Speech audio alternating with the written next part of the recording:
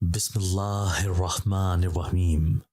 कोई नादीदा चीज मुझे जमीन पर घसीटती हुई लिए जा रही थी और मेरी चीखें आसमान को चीर रही थी, लेकिन आसपास कोई जी रूह का नामो निशान नहीं था जो मेरी मदद को आती, क्योंकि वो एक खौफनाक जगह थी जहां बदरूहें रहती थीं। मुझे लगने लगा कि वो मेरा आखिरी वक्त है, लेकिन अचानक से वहां पर मेरा नाम अक्सा है और मैं एक न्यूज़ चैनल में काम करती थी।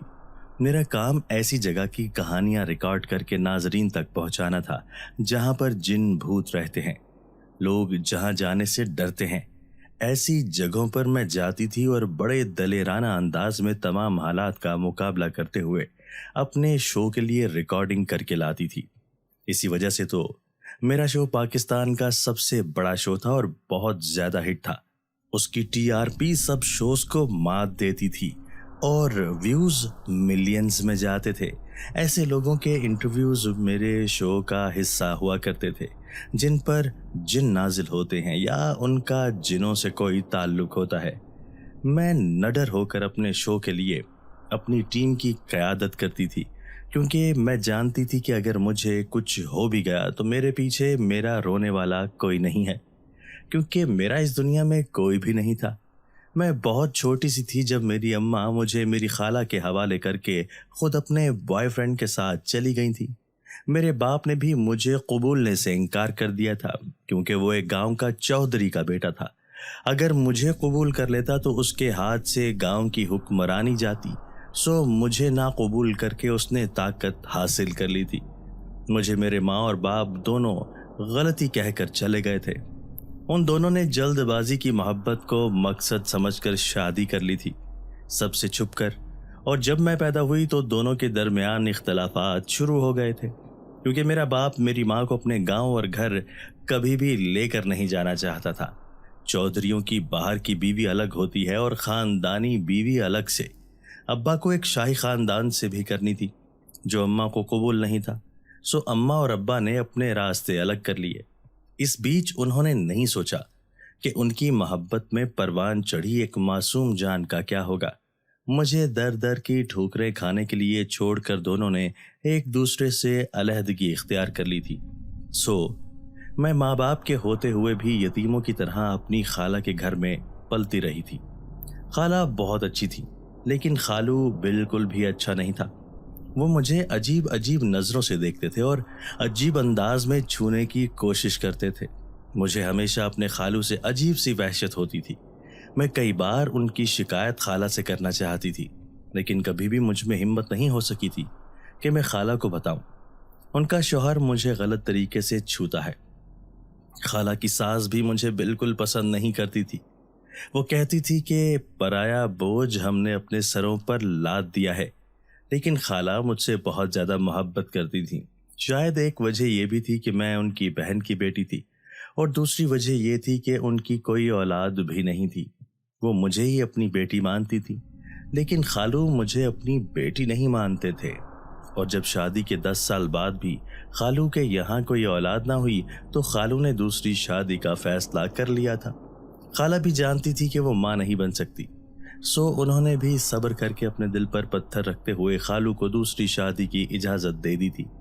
और यूं खालू की दूसरी शादी ऐसे धूमधाम से हुई जैसे किसी नौउम्र लड़के की पहली शादी हो। मैंने खाला को उस पर बहुत फूट फूट कर रोते देखा था। जिस दिन खालू की शादी थी, शायद खाला खालू से बहुत ज़्यादा मोहब्बत करती थी। खालू की नई बीवी आई तो खाला की अहमियत घर में पहले से कोई बहुत कम हो गई थी। और जिस दिन खालू की दूसरी बीवी की उम्मीद से होने की खबर आई तो मेरी और खाला की अहमियत तो बिल्कुल ख़त्म होकर रह गई थी। मैं और खाला घर में किसी फालतू सामान की तरह पड़े रहते थे। हमारा कोई हाल चाल पूछने वाला नहीं था। मुझे खाला की तकलीफ देखकर दुख होता था, लेकिन एक तरह से मैं खुश भी थी कि जब से खालू की दूसरी शादी हुई है तो वो बहुत मसरूफ़ रहते हैं, और उनकी मसरूफियत का फ़ायदा मुझे ये हुआ था कि वो मुझे गलत तरीके से छूते नहीं थे। जब खालू के यहाँ बेटा पैदा हो गया तो खालू अपनी बीवी और बेटे को लेकर दूसरे घर में मुंतकिल हो गए थे। बेटे की पैदाइश पर उन्होंने अपनी नई बीवी को एक बहुत बड़ा घर तोहफे में दिया था, और पीछे उस पुराने घर में میں خالہ اور خالہ کی ساس رہ گئی تھی۔ خالہ کی ساس کا رویہ بھی پہلے خالہ کے ساتھ اچھا نہیں ہوا کرتا تھا، لیکن جب سے دوسری بہو رانی آئی تھی تو ان کا بیٹا بہت بدل گیا تھا۔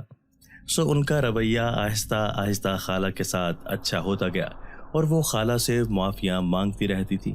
خالہ نے بھی انہیں معاف کر دیا تھا اور ان کا بالکل ایسا خیال رکھنے لگی تھی جیسے وہ ان کی ساس نہیں سگی ماں ہو۔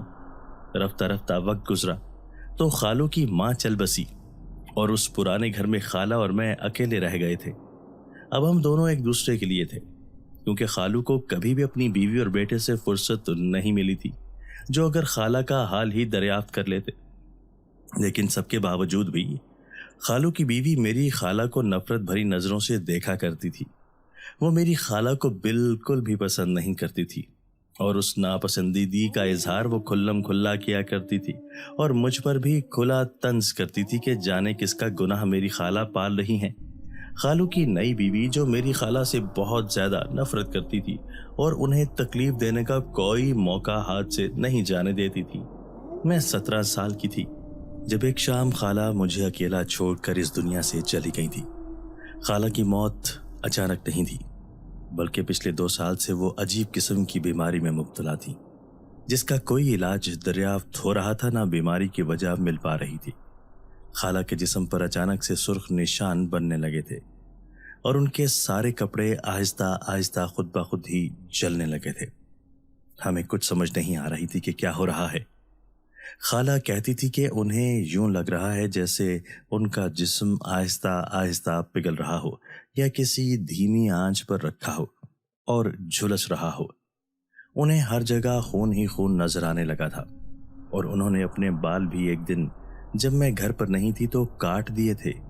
یوں لگتا تھا ان کا ذہنی توازن بگڑتا جا رہا ہے۔ 2 سال یہ شدید تکلیف کے بعد وہ آخر کار اس دنیا کو چھوڑ کر چلی ہی گئی تھی۔ خالہ قدرتی موت نہیں مری تھی، بلکہ ان پر کسی نے کالا جادو کروایا تھا، اور کس نے کروایا ہوگا یہ بھی میں اور خالہ اچھے سے جانتے تھے۔ خالو کی نئی بیوی خالہ کو پسند نہیں کرتی تھی اور اتنے برس گزرنے کے بعد بھی وہ خالہ کو بطور سوتن قبول نہیں کر پائی تھی۔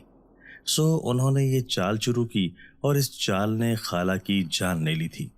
میں صبح و شام خالہ پر سورہ یاسین پڑھ پڑھ کر پھونکا کرتی تھی اور انہیں کہیں ایک بزرگ تعویذ والوں کے پاس بھی لے کر گئی، لیکن وقتی سکون خالہ کو مل جایا کرتا تھا، مگر اس کے بعد وہی تکلیف شروع ہو جاتی تھی، کیونکہ جادو کروانے والا زور و شور سے دوبارہ جادو کرنا شروع کر دیتا تھا۔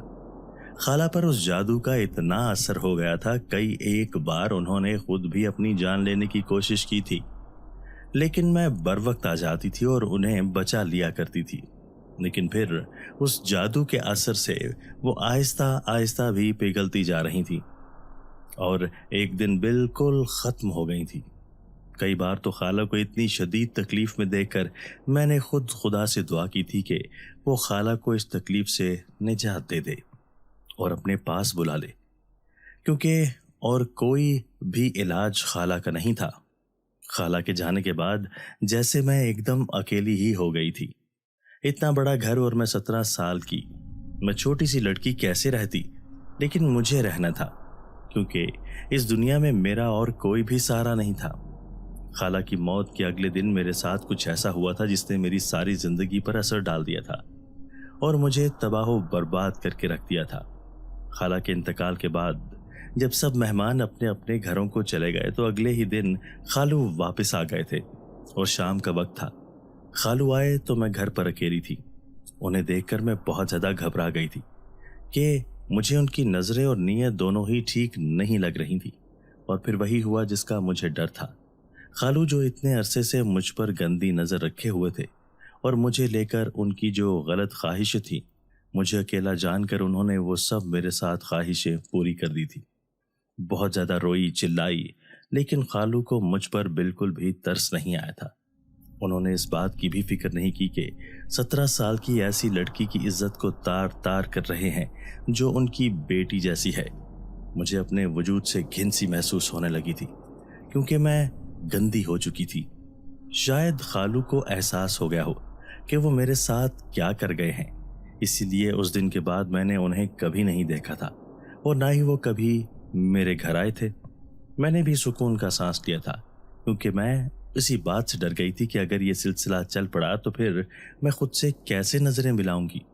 میں نے اپنے دماغ کو پرسکون کرنے کی کوشش کی اور اپنی تعلیم جاری رکھتے ہوئے یونیورسٹی میں داخلہ لے لیا تھا۔ جس یونیورسٹی میں نے ایڈمیشن لیا تھا وہ شہر کی سب سے پرانی یونیورسٹی تھی، تقریباً کوئی 200 سال پرانی، اور اس کے بارے میں عجیب و غریب سی باتیں بھی مشہور تھیں کہ وہاں سے عجیب سی آوازیں آتی ہیں اور وہاں پر کچھ عجیب مخلوقات رہتی ہیں۔ خالہ کے ساتھ جو ہوا تھا اس کے بعد تو میں ان سب چیزوں سے بہت زیادہ ڈر گئی تھی۔ میں ریگولر یونیورسٹی آتی جاتی تھی، لیکن میرے ساتھ کبھی بھی ایسا کوئی حادثہ پیش نہیں آیا تھا جیسا لوگ کہتے تھے، اور یوں پہلا سیمسٹر گزر گیا۔ پیپرز تو ہو گئے، لیکن پریکٹیکلز 1 مہینے بعد کے تھے، سو میں پریکٹیکلز کی تیاری کرنے لگی تھی۔ پہلا پریکٹیکل ہی ہمارا شام 3 سے 6 بجے تک کا تھا۔ میں 2 بجے ہی گھر سے نکل گئی تھی اور یونیورسٹی کے گارڈن میں بیٹھ کر تیاری کرنے لگی تھی۔ جب پریکٹیکل کا وقت ہوا تو میں اپنے ڈپارٹمنٹ کی طرف چلی گئی تھی۔ میرا ڈپارٹمنٹ یونیورسٹی کی پرانی عمارت میں تھا، سو میں اس طرف چل پڑی تھی، لیکن مجھے محسوس ہونے لگا جتنا میں چل رہی ہوں راستہ اتنا ہی لمبا ہوتا جا رہا ہے اور وقت ایک جگہ رک سا گیا ہے۔ میں نے اپنی بوتل نکالی اور پانی پیا، اور اس بات کو اپنا وہم قرار دیتے ہوئے میں پھر سے چلنے لگی تھی، اور تھوڑی دیر میں اپنے ڈپارٹمنٹ میں پہنچ چکی تھی، اور یہ دیکھ کر مجھے حیرت ہوئی تھی کہ ڈپارٹمنٹ بند پڑا تھا، جبکہ پریکٹیکل شروع ہونے کو 5 منٹ ہی باقی تھے۔ میں نے ادھر ادھر گھوم کر اسٹوڈنٹ کو دیکھنے کی کوشش کی، لیکن وہاں دور دور تک کوئی زیرو نہیں تھی اور ہر طرف سناٹا بول رہا تھا۔ میں وہاں پر ہی سیڑھیوں پر بیٹھ گئی اور سب کا انتظار کرنے لگی، جب مجھے کچھ دور ایک کلاس کا دروازہ کھلا ہوا نظر آیا۔ اس کے اندر کچھ عجیب سی ہلچل ہو رہی تھی۔ میں نے سمجھا کہ شاید پریکٹیکل وہیں ہو رہا ہے، سو میں اپنا بیگ وغیرہ اٹھا کر کلاس روم میں داخل ہوئی تو وہاں بہت سارے اسٹوڈنٹس سر جھکائے اپنے اپنے پیپروں میں بیٹھے ہوئے تھے۔ میں نے اپنا سر پیٹ لیا کہ میں لیٹ ہو گئی ہوں۔ میں بھی فوراً سے ایک سیٹ سنبھال کر بیٹھ گئی اور پیپرز کے لیے سر کی طرف دیکھا تھا کہ میرے پیروں تلے سے زمین نکل گئی، کیونکہ سامنے سر کی جگہ وہاں ایک عجیب و غریب سی مخلوق موجود تھی جس کی دونوں آنکھیں سفید تھیں اور اس نے چوغا بھی سفید ہی پہنا ہوا تھا۔ میرے منہ سے ایک فلک شگاف چیخ نکلی تھی کہ سب اسٹوڈنٹس نے چہرہ اٹھا کر میری طرف دیکھا، اور پھر کیا تھا، میرے جسم سے جیسے جان ہی نکل گئی تھی، کیونکہ وہاں موجود کوئی بھی اسٹوڈنٹ انسان نہیں لگ رہا تھا۔ سب مجھے ایسے دیکھ رہے تھے جیسے ابھی مجھے کھا جائیں گے۔ میں وہ بمشکل ہمت کرتی وہاں سے بھاگی تھی اور بھاگتی ہوئی لان میں آ گئی تھی۔ میری سانس پھول چکی تھی اور میں پسینے سے شرابور ہو چکی تھی۔ میری حالت اس وقت بہت ہی بری تھی۔ میں گارڈن میں بیٹھ کر لمبے لمبے سانس لینے لگی تھی جب میری کلاس فیلو راہیلا وہاں پر آ گئی۔ میں نے جب اسے ساری بات بتائی تو وہ بہت زیادہ ہنسنے لگی تھی، اور ہنستے ہنستے اس نے ایسی بات بتائی جس نے میرے ہوش اڑا دیے تھے۔ راہیلا نے بتایا کہ وہ تو پچھلے 1 گھنٹے سے ڈپارٹمنٹ میں موجود ہے، ڈپارٹمنٹ کھلا ہوا ہے اور سب اسٹوڈنٹس اور ٹیچرز ڈپارٹمنٹ میں موجود ہیں، اور اب جب پیپر شروع ہونے والا تھا تو وہ مجھے ڈھونڈنے کے لیے گارڈن میں آئی ہے۔ اس کی بات سن کر تو جیسے میرا اوپر کا سانس اوپر اور نیچے کا نیچے رہ گیا تھا۔ وہ مجھے لے کر ڈپارٹمنٹ میں آئی، لیکن اب میرا دھیان پریکٹیکل کی طرف نہیں تھا۔ میں نے بہت مشکل سے پریکٹیکل کا وقت ختم کیا اور گھر آ گئی تھی۔ گھر آ کر بھی میں بہت زیادہ ڈری ہوئی تھی۔ مجھے نہیں لگتا تھا کہ وہ سب میرا وہم تھا۔ میں نے وہ سب اپنی آنکھوں سے دیکھا تھا۔ وہ اتنا حقیقی تھا کہ میں اسے اپنا وہم ماننے کو تیار ہی نہیں تھی، کیونکہ خالہ کی موت کے بعد اکثر ہی میرے ساتھ ایسے ہونے لگا تھا۔ مجھے عجیب و غریب چیزیں نظر آنے لگی تھی۔ شاید یہ خالہ کی موت کا صدمہ تھا جو میرے دماغ پر اثر کر رہا تھا۔ خدا خدا کر کے پریکٹیکلز ختم ہو گئے اور پھر وقت ایسے ہی گزرتا گیا۔ اس کے بعد میرے ساتھ کوئی ایسا واقعہ نہیں ہوا، لیکن جب میں گریجویشن کے فائنل ایئر میں تھی تو تب پھر سے ایک بہت ہی عجیب سا واقعہ ہوا تھا جس کو میں چاہ کر بھی ساری زندگی نہیں بھول سکتی تھی۔ اس دن میرا آخری پیپر تھا۔ پیپر دینے کے بعد مجھے بہت زیادہ بھوک لگی ہوئی تھی، تو میں یونیورسٹی کی کینٹین میں چلی گئی تھی۔ سموسے اور چائے لے کر میں باہر آ کر گھاس پر بیٹھ گئی تھی، جب میرے ساتھ میری کلاس فیلو کشمالہ آ کر بیٹھی تھی۔ कशमाला यूनिवर्सिटी के पहले दिन से ही मेरी दोस्त थी और हम दोनों की बनती भी बहुत अच्छी थी। सो हम दोनों एक साथ ही समोसे और चाय से इंसाफ करने लगी थी। कशमाला ने मुझे कहा कि उसके माँ बाप घर पर नहीं हैं और वो अकेले घबराती है, तो वो मेरे साथ क्या मेरे घर चल सकती है। तो मैंने फौरन से हामी भर ली थी, क्योंकि मैं भी तो अपने घर पर अकेली थी और जानती थी तन्हाई की अजियत क्या होती है।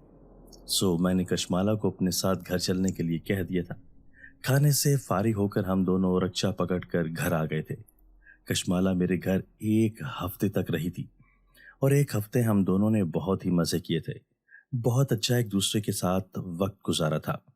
इसी दौरान खालू एक बार फिर से मेरे घर भी आए थे, लेकिन कशमाला को देखकर वो झिझक गए थे और बिना कुछ कहे वापस चले गए थे। कशमाला के आने का मुझे सबसे बड़ा फायदा यह हुआ था कि मैं खालू से तो बच गई थी।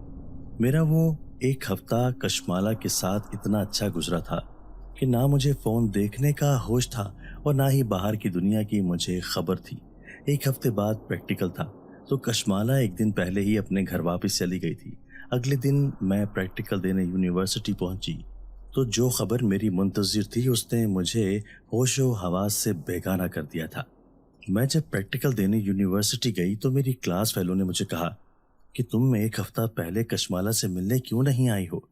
तो मैंने हैरानी से उसे देखा, क्योंकि कशमाला तो एक हफ्ते से मेरे साथ ही थी और तब भी उसने अगली जो बात कही उसने मेरे पैरों तले से जमीन निकाल दी थी। उसने बताया कि एक हफ्ता पहले कशमाला का एक्सीडेंट में इंतकाल हो गया था। सब दोस्त और क्लास फेलोज उसकी मैयत पर गए हैं, लेकिन सिर्फ मैं ही नहीं गई हूँ। मेरी आंखें फटी की फटी रह गई थी। मेरे अल्फाज मुंह में जो सम गए थे वो मैं एक लफ्ज भी नहीं बोल पा रही थी। मैं अपनी दोस्तों को बताने की कोशिश कर रही थी कि कशमाला एक हफ्ते से मेरे साथ थी, लेकिन मेरे अल्फाज और जबान मेरा साथ नहीं दे रही थी। जाने कौन सी कुव्वत थी जिसने मुझे जकड़ रखा था। मेरा चेहरा खौफ से पीला पड़ता जा रहा था। उस दिन प्रैक्टिकल भी मैंने बस खाली दिया था।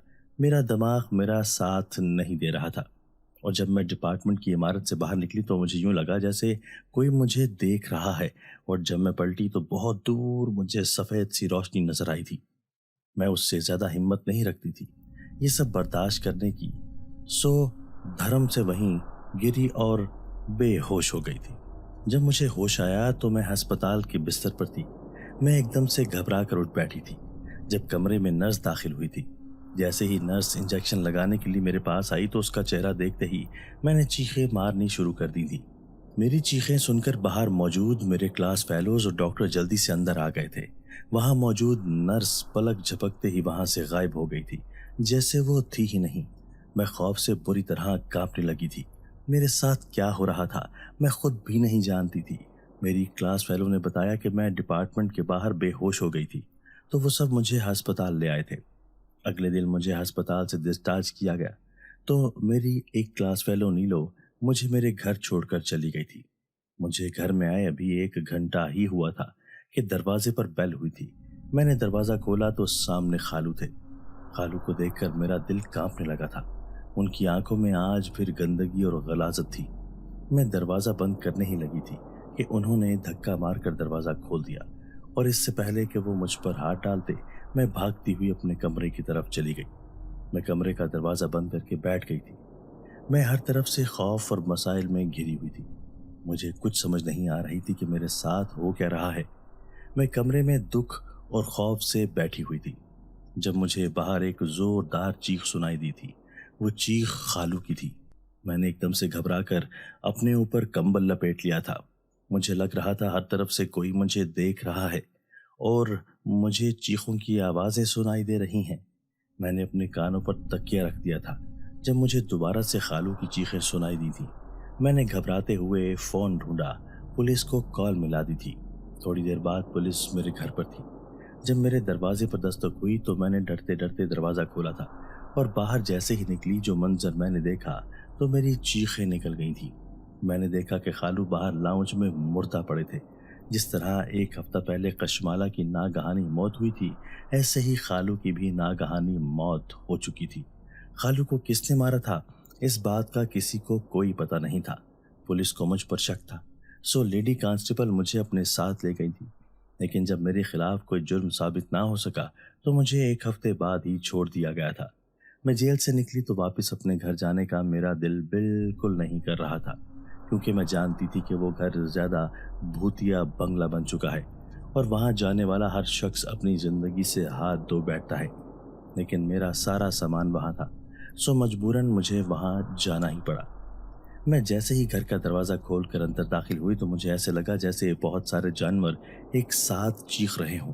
میرا دل بری طرح سے کانپنے لگا، لیکن میں آیت الکرسی کا ورد کرتی اندر چلی گئی تھی۔ میری زبان پر مسلسل اللہ کا نام چل رہا تھا اور دل بری طرح سے کانپ رہا تھا۔ میں گھبراتے گھبراتے جیسے ہی اپنے کمرے میں پہنچی تو میرا دل دھک سے رہ گیا، کیونکہ کمرے کے آئینے میں کچھ تھا، اور وہ میرا عکس تھا جو ٹھہرا ہوا تھا اور مجھے خوخار نظروں سے دیکھ رہا تھا۔ میں نے پاس پڑا ہوا گلدان اٹھا کر شیشے میں دے مارا تو شیشے کے ساتھ میرا وہ عکس بھی ٹوٹ کر بکھر گیا تھا، اور عکس کے بکھرتے ہی ہر طرف سے عجیب سا شور اٹھنے لگا تھا، جیسے کسی کو چوٹ لگی ہو۔ میں نے جلدی جلدی اپنا سامان پیک کرنا شروع کیا اور اپنے ڈاکومنٹس وغیرہ بیگ میں رکھے اور کمرے سے بھاگتی ہوئی باہر آئی۔ جیسے ہی میں نے باہر قدم رکھا تو مجھے لگا میرے پاؤں کے نیچے کچھ آیا ہے، اور اس سے لڑکھڑا کر میں سیڑھیوں سے منہ کے بل گرتی ہی چلی گئی تھی۔ میں جا کر فرش پر گری تو مجھے بری طرح سے چوٹ لگی ہوئی تھی، لیکن مجھے پتا تھا اگر میں اس چوٹ کی وجہ سے وہاں بیٹھی رہی تو بے موت ماری جاؤں گی، سو مجھے وہاں سے جانا ہی تھا۔ میں نے بامشکل اٹھ کر اپنا بیگ سنبھالا اور لڑکھڑاتے قدموں سے بڑے دروازے کی طرف بھاگی تھی، لیکن جب تک میں دروازے کے پاس پہنچتی دروازہ بند ہو چکا تھا، اور باوجود کوشش کے بھی کھل نہیں پا رہا تھا۔ میں اونچی آواز سے رونے لگی تھی۔ مجھے سمجھ نہیں آ رہا تھا کہ میں کیا کروں۔ میں مرنا نہیں چاہتی تھی۔ اگر مجھے مرنا ہوتا تو میں اس وقت مر جاتی جب میری عزت میرے ہی اپنے خالو نے تار تار کی تھی۔ میں جینا چاہتی تھی اور اس کے لیے مجھے یہاں سے نکلنا تھا، لیکن نکلنے کا کوئی راستہ مجھے نظر نہیں آ رہا تھا۔ میں گھٹنوں کے بل زمین پر بیٹھتی چلی گئی اور بے تحاشا رونے لگی تھی۔ میں اتنا اونچا روئی تھی کہ ہر طرف میرے رونے کی آوازیں بلند ہونے لگی تھی، اور پھر اگلے ہی پل ایک عجیب سی بات ہوئی کہ دروازہ چرچراہٹ کی آواز کے ساتھ کھلتا چلا گیا۔ دروازہ جیسے ہی کھلا میں نے بنا کوئی سوچے سمجھے اپنا بیگ دھکیلا اور باہر بھاگ آئی تھی۔ گھر سے باہر سڑک پر آ کر مجھے سکون سا ملا تھا۔ چلو بھوتیا گھر سے میری جان چھوٹی۔ میں نے پلٹ کر گھر کی طرف دیکھا تو مجھے یوں لگا جیسے وہاں سے سیاہ دھوئیں اٹھ رہے ہوں۔ اسی وقت رکشہ ایک روکا تو میں اس میں بیٹھ گئی اور قریبی گرلز ہاسٹل میں چلی گئی تھی۔ تھوڑے دنوں بعد میں ٹھیک ہو گئی تھی اور زندگی سکون میں آ گئی تھی۔ مجھے ڈگری ملی تو میں نے نوکری کرنے کا ارادہ کیا اور ایک نیوز چینل میں انٹرنشپ پر نوکری کر لی تھی، اور وہاں پر مجھے ایک ایسا شو ملا جو میں کرنا نہیں چاہتی تھی، لیکن پروڈیوسر نے مجھے اتنا موٹیویٹ کیا کہ یہ میرے کریئر کا ٹرننگ پوائنٹ ثابت ہوگا، سو مجھے کرنا ہی پڑا تھا، کیونکہ پروڈیوسر کا کہنا تھا کہ شو میں جو کچھ بھی ہوگا وہ سب کا سب جھوٹ ہوگا، سچ کچھ بھی نہیں ہوگا، اس لیے مجھے ڈرنا نہیں ہے۔ اور میں نے شو کا کانٹریکٹ بھی سائن کر لیا تھا۔ کانٹریکٹ سائن کرنے کے بعد مجھے پتہ چلا کہ مجھے اصلی بھوتیا جگہوں پر جا کر اس کا شور ریکارڈ کرنا ہے۔ میں پہلے ہی ایک بھوتیا بنگلے سے بڑی مشکل سے نکلی تھی، اسی لیے میں یہ نہیں کرنا چاہتی تھی، لیکن اب میں بری طرح سے پھنس چکی تھی۔ اگر میں کانٹریکٹ کے خلاف جاتی تو مجھے ہر جانہ بھرنا پڑتا، اور ہر جانہ بھرنے کے لیے میرے پاس 1 روپیہ بھی نہیں تھا، سو اپنی جان کو جوکھن میں ڈال کر میں نے پہلا پروجیکٹ کر لیا۔ میرا پہلا پروجیکٹ ایک قبرستان کا تھا۔ قبرستان شہر سے باہر تھا، جس کے بارے میں افواہیں مشہور تھیں کہ وہاں پر رات گئے روحیں پھرتی ہیں اور وہاں کوئی بھی اگر زی روح چلی جاتی ہے تو اسے مار ڈالتی ہیں۔ میں گھبرائی ہوئی تو تھی، لیکن مجھے مجبوراً شو کرنا ہی تھا۔ میں اپنے کیمرہ مین اور پروڈیوسر کے ساتھ شام ہوتے ہی قبرستان کی لوکیشن پر پہنچ چکی تھی، اور میرا پہلا پروجیکٹ واقعی میں میرے کریئر کا ٹرننگ پوائنٹ ثابت ہوا تھا۔ وہ قبرستان کوئی خوفناک قبرستان نہیں تھا، بلکہ وہ غیر قانونی طریقے سے نشہ آور ادویات اسمگل کرنے والوں کا اڈہ تھا، اور وہ لوگ روحوں کے نام پر لوگوں کو ڈرا دھمکا کر قبرستان سے دور رکھتے تھے تاکہ اپنا کام کر سکیں، لیکن میرے شو کی وجہ سے وہ بری طرح سے بے نقاب ہو گئے تھے اور پکڑے گئے تھے۔ میرا پہلا پروجیکٹ ہی ہٹ ہوا تو میں بہت زیادہ خوش ہو گئی تھی اور بہت خوش و خرم سے اگلے شو کا انتظار کرنے لگی۔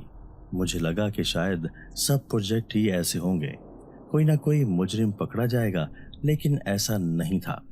जहां पर झूठ से ऐसी जगहों का फायदा उठाया जाता था, वहीं पर बहुत सी ऐसी जगह थी जहां सचमुच में खौफनाक चीजें रहती थी, और मैं नहीं जानती थी कि मुझे इन चीजों का सामना भी करना पड़ेगा।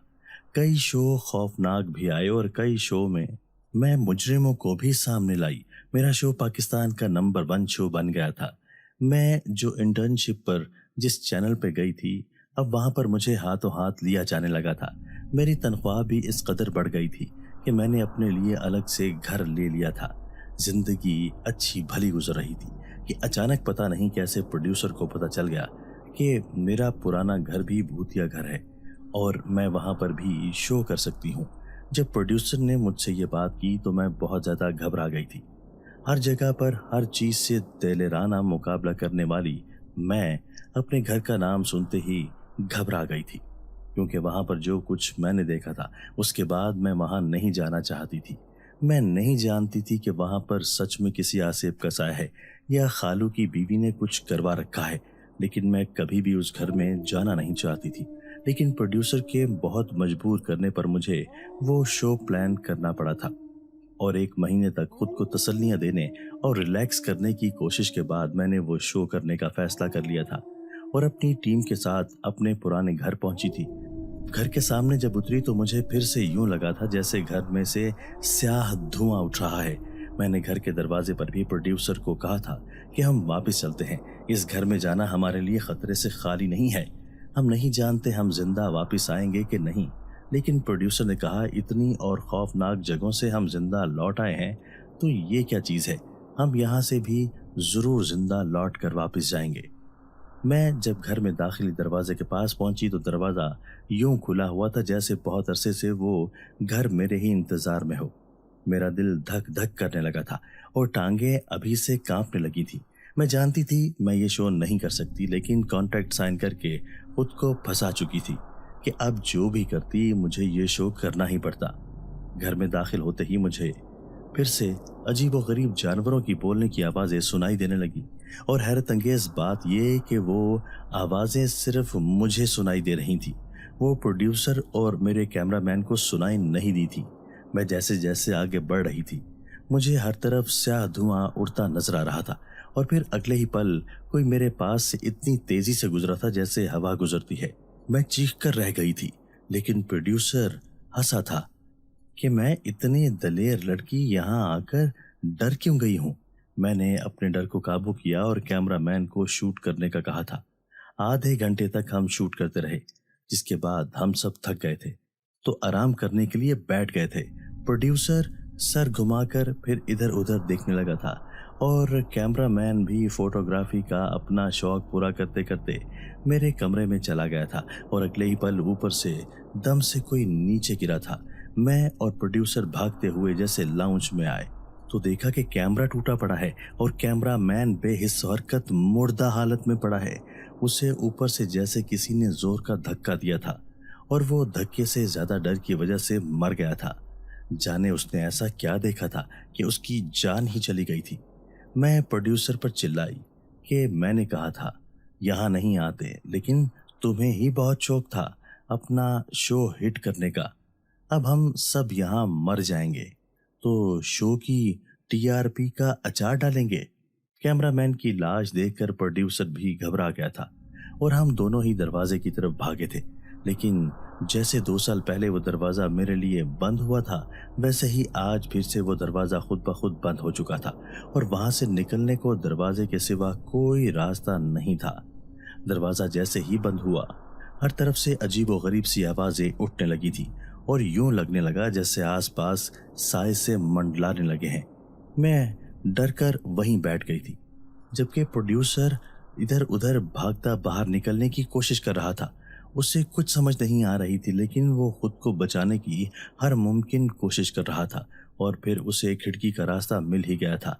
उसने मुझे बताने की जगह अपनी जान बचानी ज़्यादा बेहतर समझी और जैसे ही खिड़की पर चढ़कर उसने छलांग लगाने की कोशिश की तो किसी ने उसे हवा में उछाल दिया था और फिर एक और जोरदार चीख के साथ प्रोड्यूसर की रूह भी उसके जिस्म से निकलती चली गई थी। मैंने अपनी आंखों पर हाथ रख लिया था। क्योंकि मैं मजीद लोगों को अपने सामने मरता हुआ नहीं देख सकती थी। जाने इस घर में ऐसा क्या था जो सबको बुरी तरह से बर्बाद कर रहा था। पहले खाला, फिर कशमाला और फिर खालू, सबके सब चले गए थे। कशमाला तो मेरे घर भी नहीं आई थी, फिर भी जाने क्यों यहाँ मौजूद मखलूक ने उसको भी जान से मार डाला था। तो अब आखिरी बारी मेरी थी। मैंने घुटनों में सर दे दिया और हिचकियों से रोने लगी थी जब किसी नादीदा कुव्वत ने मुझे पैरों से पकड़कर घसीटना शुरू कर दिया था। मुझे कोई ऐसी कुव्वत घसीट रही थी जो नजर नहीं आ रही थी, लेकिन मुझे तकलीफ बहुत ज्यादा हो रही थी। मेरी चीखें आसमान को छू रही थी, लेकिन वहां कोई जीरू नहीं थी जो मेरी मदद को आती। मुझे अपनी मौत अपनी आंखों के सामने दिखाई देने लगी थी और मुझे लगा वो मेरा आखिरी वक्त चल रहा है। लेकिन अचानक से फिर से वही हुआ जो 2 साल पहले हुआ था। उस नादीदा कुव्वत ने एक झटके से मुझे छोड़ दिया था और मैं लड़खड़ाती हुई दूर जा गिरी थी। मेरा सर सोफे से जोर से टकराया और उससे खून बहने लगा और उसी वक्त दरवाजा भी खुलता चला गया था। जाने वो दूसरी कुव्वत कौन सी थी जिसने मुझे दूसरी बार उन बुरी कुव्वतों से बचाया था। मैं उठी और सरपट भागते हुए उस घर से निकल आई थी। घर से निकलकर मैं सीधा पुलिस स्टेशन पहुंची और वहां कैमरामैन और प्रोड्यूसर की मौत के बारे में बताया। पुलिस को एक बार फिर से मुझ पर ही शक था, क्योंकि मेरे रहते हुए ये तीसरी मौत थी जो हुई थी। कोई भी इस बात का यकीन नहीं कर रहा था कि मेरा घर खौफनाक रूहों का मस्कन है। पुलिस ने थोड़ी छानबीन की, लेकिन वो भी जानते थे कि पिछले केस की तरह इस केस में भी उन्हें कुछ नहीं मिलने वाला, तो उन्होंने केस की फाइल बंद कर दी थी। मैंने भी वो शो छोड़ दिया था और एक अखबार में बतौर आर्टिकल राइटर नौकरी इख्तियार कर ली थी। उसके बाद भी मुख्तलिफ चैनल से मुझे इस तरह के शोज की ऑफर आती रही थी, लेकिन मैं जान को मजीद जोखिम में नहीं डाल सकती थी। सिर्फ करियर की खातिर मैं मौत को गले नहीं लगा सकती थी। जरूरी नहीं था हर बार मैं बचकर निकल जाती। शायद मेरी किस्मत अच्छी थी जो मैं बच जाया करती थी, लेकिन किस्मत हमेशा साथ नहीं देती। सो थोड़ा सा ही सही, लेकिन अपनी जिंदगी के लिए ही मुझे कमाना था।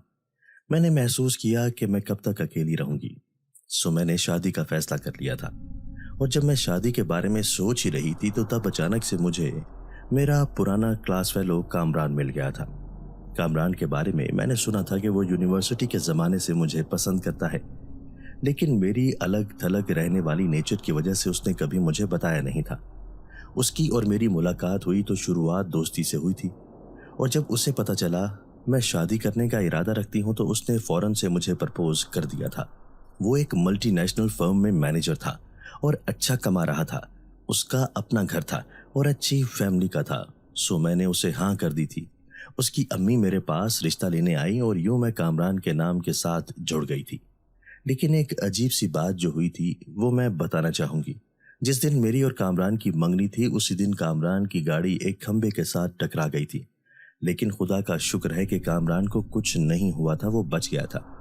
लेकिन उसके हाथ पर बहुत ज्यादा चोट लगी थी जिससे उसने मुझे अंगूठी पहनानी थी, और उसी दिन मेरे हाथ पर भी अचानक जाने कहां से चोट लग गई थी। मुझे लगता था वो आसेब मेरी जान छोड़ चुके हैं, लेकिन वो इतनी आसानी से मुझे छोड़ने वाले नहीं थे।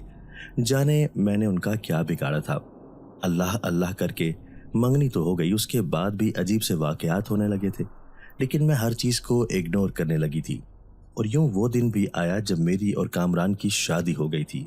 मैं कमरे में दुल्हन बनी बैठी कामरान का इंतजार कर रही थी कि उसी वक्त मेरी सास का शोर बुलंद हो गया था।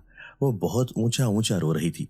मैं घबराकर अपना लहंगा संभालते बाहर गई तो मेरी सास ने मुझे मारना शुरू कर दिया था और मुझे मनहूस कहना शुरू कर दिया था, और कहने लगी जिस दिन से ये लड़की मेरे बेटे की जिंदगी में आई है कुछ ना कुछ हो ही रहा है।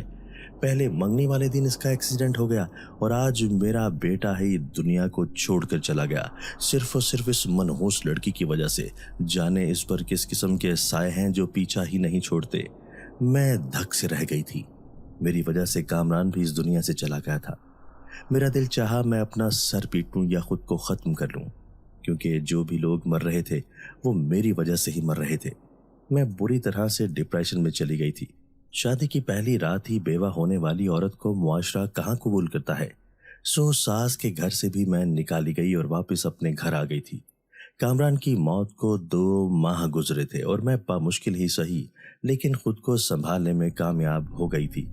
ایک دن شام کے وقت میں اپنے گھر پر لیٹی ہوئی تھی جب مجھے ایک نامعلوم نمبر سے کال موصول ہوئی تھی۔ میں نے جب کال ریسیو کی تو ایک عورت بہت زیادہ رو رہی تھی۔ اس نے روتے روتے بتایا میری 17 سالہ بیٹی کو اس کا باپ ہیرا منڈی بیچ آیا ہے اور بدلے میں بہت سارے پیسے لے آیا ہے۔ میں اپنی بیٹی کو بچانا چاہتی ہوں اور اس وقت مجھے آپ ہی نظر آئی ہیں۔ آپ خدارا میری بیٹی کو بچا لیجئے۔ میری بیٹی بہت معصوم ہے اور حافظ قرآن ہے۔ میں اس وقت ٹھیک نہیں تھی لیکن جو میرے ساتھ ہوا تھا میں نہیں چاہتی تھی کسی اور لڑکی کے ساتھ بھی ہو۔ میں کسی اور کی عزت کو تار تار نہیں ہونے دینا چاہتی تھی، اسی لیے میں نے اس عورت سے وعدہ کیا اور جلدی سے اٹھ کر تیار ہوئی اور ہیرا منڈی کے لیے نکل گئی تھی۔ میں جانتی تھی وہاں کیسے کیسے بدنام کوٹھے والیاں رہتی ہیں۔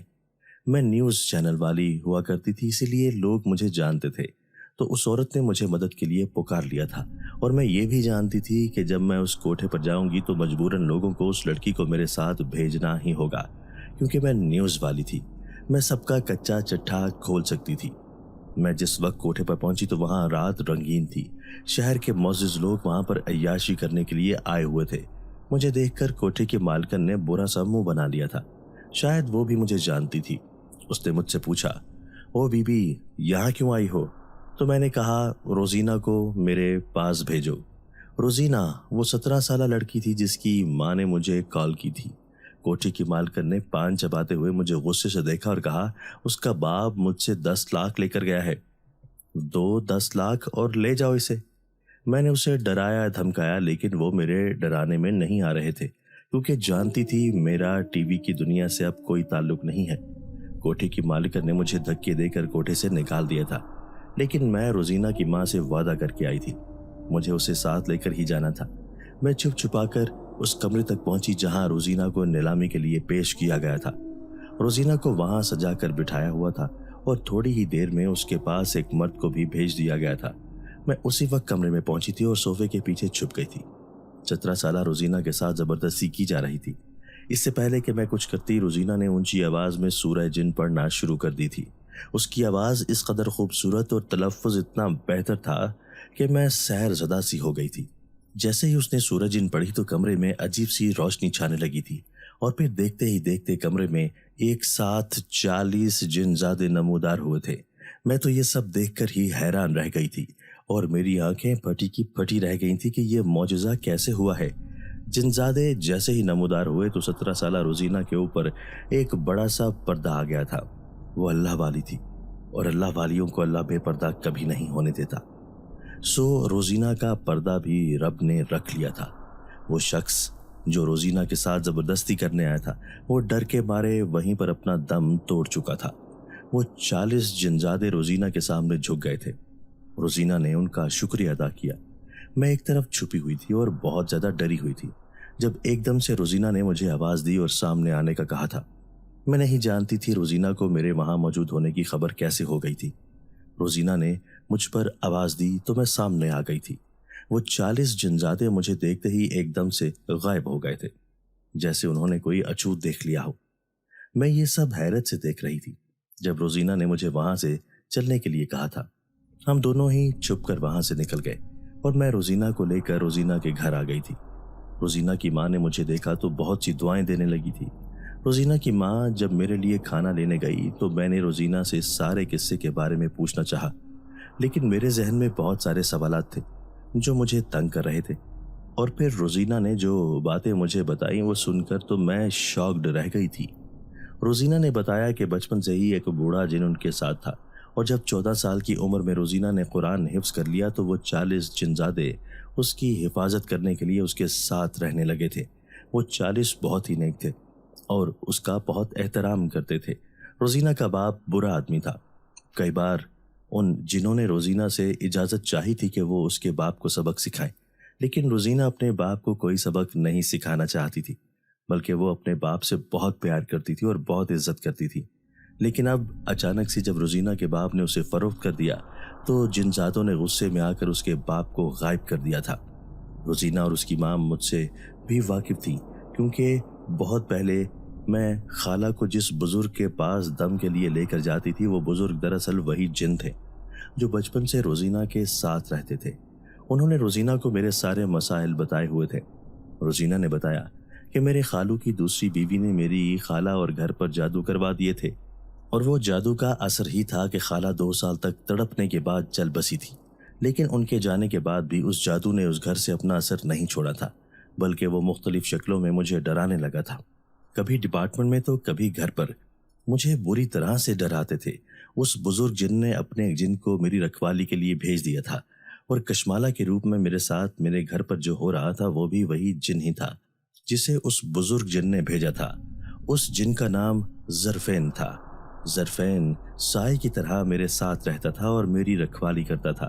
کشمالہ میری ذہانت کی وجہ سے مجھ سے جیلس ہوتی تھی اور مجھے نقصان پہنچانا چاہتی تھی۔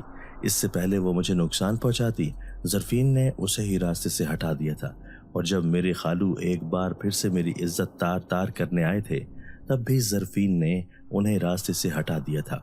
ظرفین کو ہر وہ شخص برا لگتا تھا جو مجھے نقصان پہنچاتا تھا یا میرے قریب آنے کی کوشش کرتا تھا، کیونکہ ظرفین کو مجھ سے محبت ہو گئی تھی، جنزادے کو انسان سے محبت ہو گئی تھی۔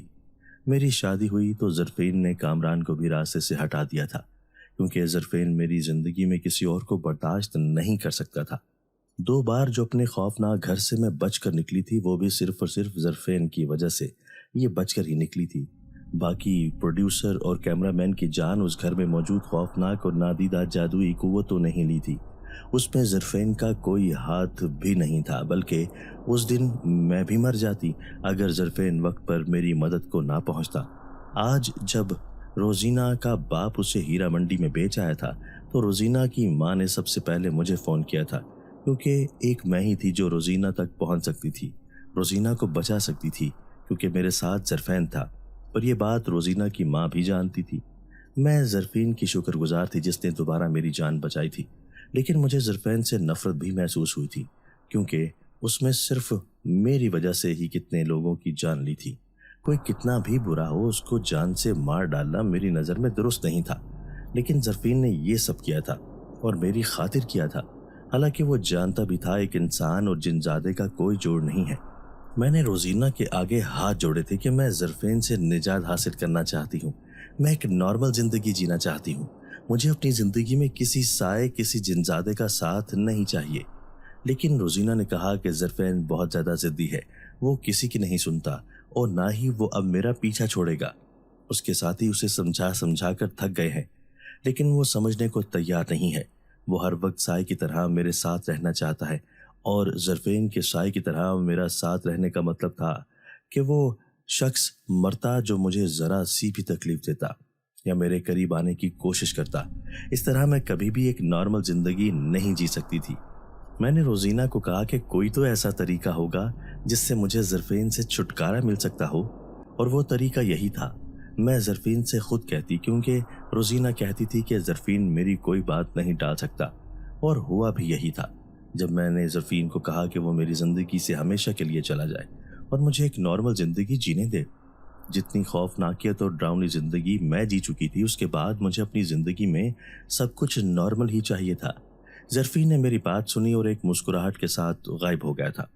میں نے روزینہ سے الوداع لیا اور اسی شام اپنا سامان باندھ کر میں ہمیشہ کے لیے اس شہر کو چھوڑ کر دوسرے شہر آ گئی تھی، کیونکہ اس شہر سے میری کچھ اچھی یادیں نہیں جڑی تھی۔ دوسرے شہر سیٹل ہونے میں مجھے کچھ دن لگے، لیکن میں نارمل زندگی کی طرف آ ہی گئی تھی۔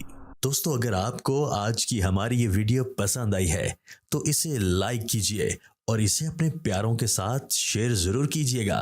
اور ہاں، اگر آپ نے ابھی تک ہمارا چینل سبسکرائب نہیں کیا تو ہمارا چینل سبسکرائب کر دیجئے اور بیل آئیکن بھی پریس کر دیجئے تاکہ ہماری ہر نئی آنے والی ویڈیو آپ کو بر وقت مل سکے۔